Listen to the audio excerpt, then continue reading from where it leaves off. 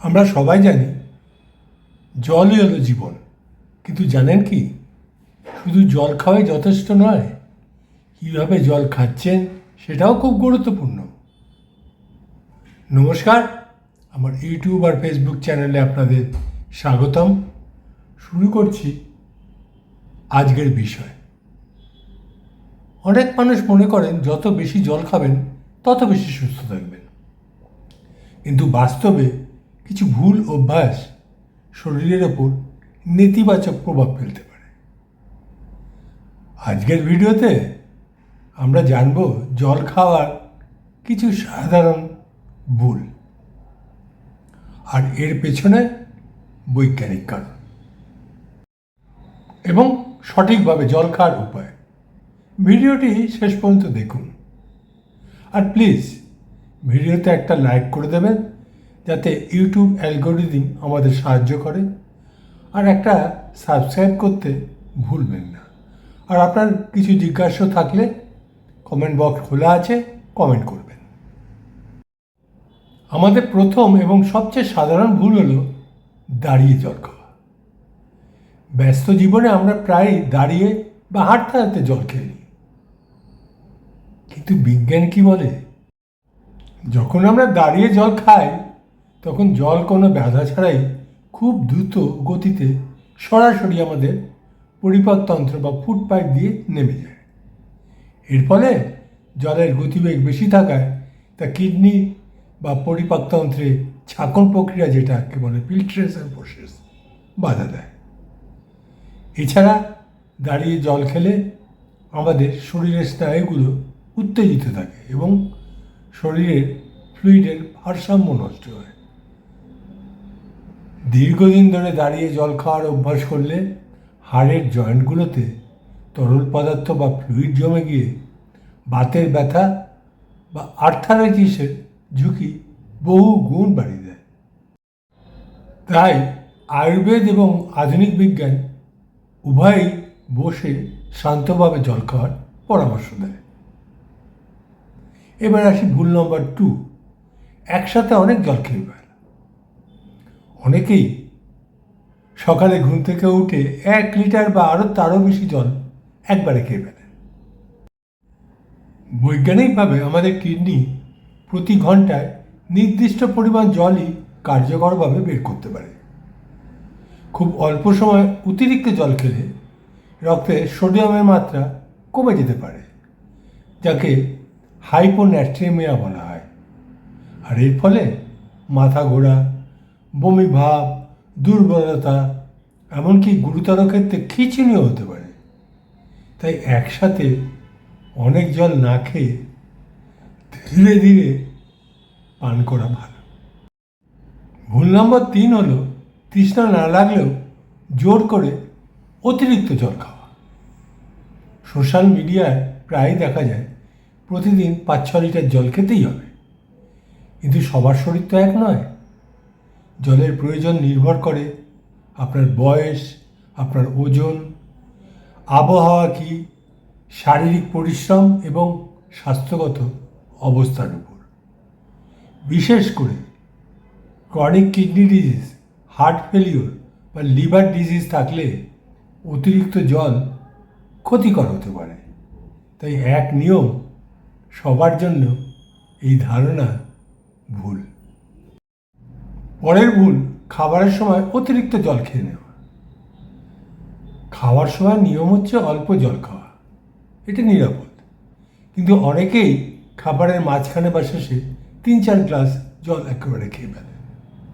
এতে পেট ভারী লাগতে পারে এবং হজমে অস্বস্তি হতে পারে। ভুল নম্বর 5, সারাদিন জল না খেয়ে হঠাৎ অনেক জল খাওয়া।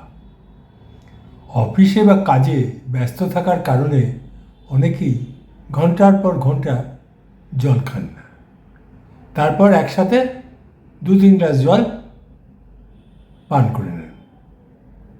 এভাবে শরীরকে বারবার ডিহাইড্রেশন ও অতিরিক্ত জলের মধ্যে ফেলে দেওয়া ভালো নয়। সারাদিন অল্প অল্প করে নিয়মিত জল পান করাই সবচেয়ে ভালো অভ্যেস। এবার আসি ভুল নম্বর 6। প্রস্রাবের রঙের দিকে খেয়াল না রাখা। আপনার শরীরে জল ঠিকমতো যাচ্ছে কি না তার একটা সহজ সূচক হলো আপনার প্রস্রাবের রং। হালকা হলুদ বা ফিকে রং, যেটাকে স্ট্র কালার বলে, সাধারণত স্বাভাবিক, কিন্তু খুব গাঢ় হলুদ হলে ডিহাইড্রেশনের ইঙ্গিত হতে পারে। আবার একেবারে স্বচ্ছ হলে কখনো কখনো অতিরিক্ত জল খাওয়ার লক্ষণও হতে পারে। তবে হ্যাঁ, কিছু ওষুধ ও ভিটামিনও প্রস্রাবের রং পরিবর্তন করতে পারে, সেটা সবসময় মাথায় রাখবে। ভুল নম্বর 7, কঠিন ব্যায়ামের পর শুধু জল খাওয়া। দীর্ঘ সময় ব্যায়াম বা অতিরিক্ত ঘামের পর শুধু জল নয়, শরীর কিছু ইলেকট্রোলাইটে হারায়। তাই শুধু জল পান করলে কিছু ক্ষেত্রে সোডিয়ামের ভারসাম্য নষ্ট হতে পারে। পরের ভুল, যেটা আমরা প্রায়শই করে থাকি গরমকালে, ফ্রিজের কনকনে ঠান্ডা জল খাওয়া। রোদ থেকে এসে বা গরম লাগলে আমরা ফ্রিজ খুলে কনকনে ঠান্ডা জল খেয়ে আরাম পাই, কিন্তু এই সাময়িক আরাম আপনার শরীরের জন্য কতটা ক্ষতিকর তা কি জানেন? বিজ্ঞান বলে আমাদের শরীরের স্বাভাবিক তাপমাত্রা প্রায় 37°C। যখন আপনার বরফ ঠান্ডা জল খাই তখন শরীরকে সেই জলের তাপমাত্রা স্বাভাবিক করতে অতিরিক্ত শক্তি খরচ করতে হয়। ঠান্ডা জল খাওয়ার সাথে সাথে আমাদের রক্তনালীগুলো সংকুচিত হয়ে যায়, যা রক্ত সঞ্চালনে বাধা সৃষ্টি করে। শুধু তাই নয়, ঠান্ডা জল আমাদের পরিপাক তন্ত্রে থাকা চর্বি বা ফ্যাটকে জমিয়ে শক্ত করে দেয়, ফলে খাবার হজম হওয়া কঠিন হয়ে পড়ে।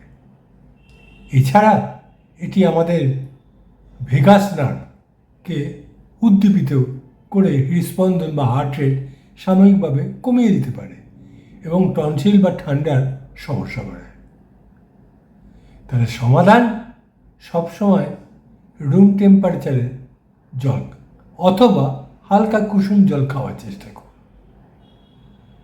সেরা উপায় আমাদের ছোটবেলার সেই মাটির কলসির জল, এটা একটি চমৎকার বিকল্প হতে পারে।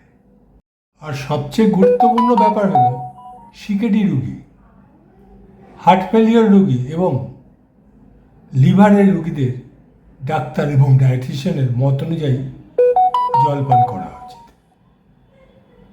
কারো ক্ষেত্রে জল বেশি একটু হতে পারে, আবার কারো ক্ষেত্রে সীমিত রাখতেও হতে পারে। তাহলে উপসংহারে আসি, বন্ধুরা, জল অবশ্যই প্রয়োজনীয়, কিন্তু সঠিকভাবে জল খাওয়াটাই আসল বিষয়। মনে রাখবেন, একসাথে অনেক জল নয়, সারাদিনে অল্প অল্প করে জল পান করুন। তৃষ্ণা ও শরীরের প্রয়োজনকে গুরুত্ব দিন। সিকেডি থাকলে চিকিৎসকের পরামর্শ মেনে চলুন। আর আমি নিজেই একজন দীর্ঘদিনের ক্রনিক কিডনি ডিজিজ রোগী, অর্থাৎ সিকেডি ফাইটার। আর এই চ্যানেলে বিজ্ঞান ভিত্তিক কিডনি ও স্বাস্থ্য সচেতনতার ভিডিও নিয়মিত শেয়ার করি। ভিডিওটি উপকারী মনে হলে লাইক, শেয়ার এবং সাবস্ক্রাইব করতে ভুলবেন না কিন্তু। নমস্কার, ধন্যবাদ। দেখা হবে পরের ভিডিও।